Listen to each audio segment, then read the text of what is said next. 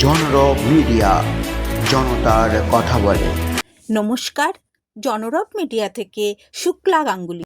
9 ফেব্রুয়ারি Kolkata press ক্লাবে জাতীয় উন্নয়ন পার্টি তাদেরকে তৃতীয় শক্তি বলে ঘোষণা করল। চলুন সাংবাদিক সম্মেলনে প্রবেশ করি এবং এই নতুন রাজনৈতিক দলের উদ্দেশ্য বিধেয় সম্পর্কে জেনে নেব। পূর্ব মেদিনীপুর জেলা অবিভক্ত পূর্ব মেদিনীপুর যে ছিল তার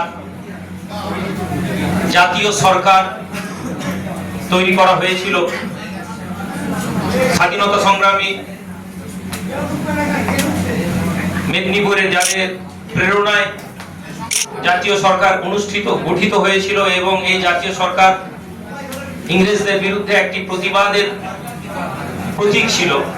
ফ্রিডম ফাইটারকে আমরা আমাদের মেদিনীপুরের অনুপ্রেরণা বলে শুধু মনে করি না, বাংলার অনুপ্রেরণা।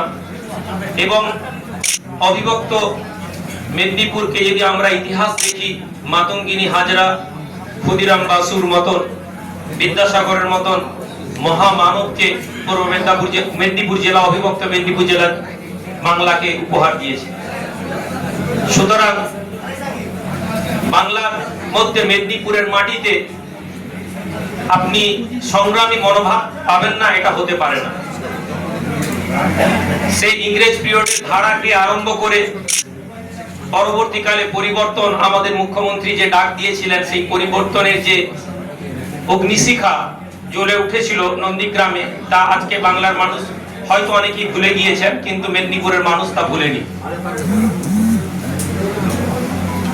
এছাড়াও মেদিনীপুরের ইতিহাস বলার জন্য আমরা তো এখানে আসিনি, কিন্তু আমরা এটা আপনাদের জানা জরুরি যে আমাদের এই রাজনৈতিক দল তৈরি করার পেছনে আমাদের উদ্দেশ্যটা কি। সেই জাতীয় সরকারকে সামনে রেখে আমরা একটি রাজনৈতিক দলের নামকরণ করেছি, যা জাতীয় উন্নয়ন পার্টি বলে আপনাদের কাছে আমরা প্রকাশ করলাম। সংক্ষেপে জেইউপি। আমরা আমাদের আলোচনার মধ্যে আসবো, আপনারা হয়তো কনফিউজ হবেন। তার আগে আমি আপনাদেরকে 2021 সালে একবার নিয়ে যেতে চাই। এই 2021 সালে এই প্রেস ক্লাবে বসে আমরা একটি ফ্রন্টের ঘোষণা করেছিলাম, ইউনাইটেড সেকুলার ফ্রন্ট। এটা জানানো আপনাদের জন্য জরুরি। অনেকেই আমরা খুব দ্রুত এই সোশ্যাল মিডিয়ার যুগে ট্রোলিং নিউজের পিছনে ছুটতে ছুটতে আমরা ভুলে যাই যে আমাদের পিছনে ত্যাগ তিতিক্ষা কি ছিল, কোন মানুষের, এটা আমরা মনে করি না। ফলে আমরা দ্রুত যা দেখি তার উপরে আমরা সিদ্ধান্ত নিই। ইউনাইটেড সেকুলার ফ্রন্ট 2021-এ কলকাতা, মুর্শিদাবাদ এবং মেদিনীপুর, পশ্চিম মেদিনীপুর, পূর্ব মেদিনীপুরের কিছু ইন্টেলেকচুয়াল মেম্বার, মানুষ যারা মনে করেছিলেন যে সরকারের কাছে আমাদের আওয়াজ পৌঁছাচ্ছে না, ফলে ঐক্যবদ্ধভাবে আমরা একটা ফ্রন্ট বানাই।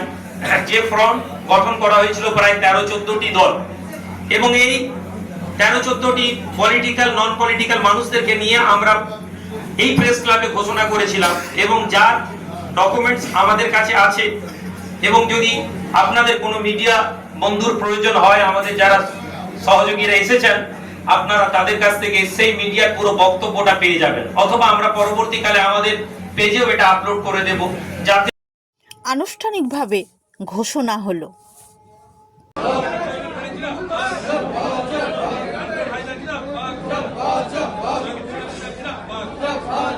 দেখেছেন এই পার্টিটা আমাদের লোগো, এবং আমাদের এই মুহূর্তে লোগো নেই, এটা কালার আমরা, এবং আমরা পরবর্তীকালে আমাদের এই কালারের কারণ এবং তার ব্যাখ্যা আপনাদের।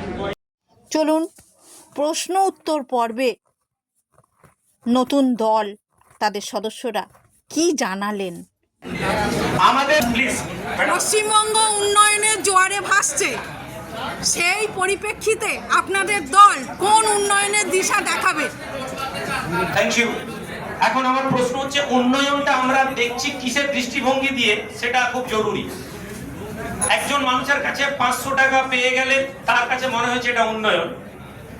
আরেকজন লোক চাকরি নেই কেন, একজন গ্রাজুয়েট ছেলের কাছে প্রশ্ন যখন করবেন, সে বলছে দেশ বড্ডালিকার প্রবাহে চলে গিয়েছে। ইটস ডিপেন্ড আপনার দৃষ্টিভঙ্গি কি। আপনি বলছেন পশ্চিমবঙ্গ উন্নয়নের জোয়ারে ভাসছে, ভাতাকে বাদ দিয়ে আপনি আমাকে বলুন যে উন্নয়ন বলতে আপনি কি দেখতে পাচ্ছেন? রাস্তার আলো আর স্ট্রিট ল্যাম্প আর রাস্তা ছাড়া। কর্মসংস্থান, একটা দেশ উন্নতি তখনই করে যখন কর্মসংস্থানের অ্যাভেলেবিলিটি থাকে। আপনি বলুন লাস্ট 10,000 রিক্রুটমেন্ট একসাথে কবে হয়েছে পিছিয়ে পড়া জাতির লোকেদের জন্য? পশ্চিমবঙ্গের জনগণের অপেক্ষা এই নতুন রাজনৈতিক দল কিভাবে জনগণকে উন্নত পরিষেবা দেবে তারই রূপরেখা নিয়ে। আপনারা দেখছেন জনরব মিডিয়া।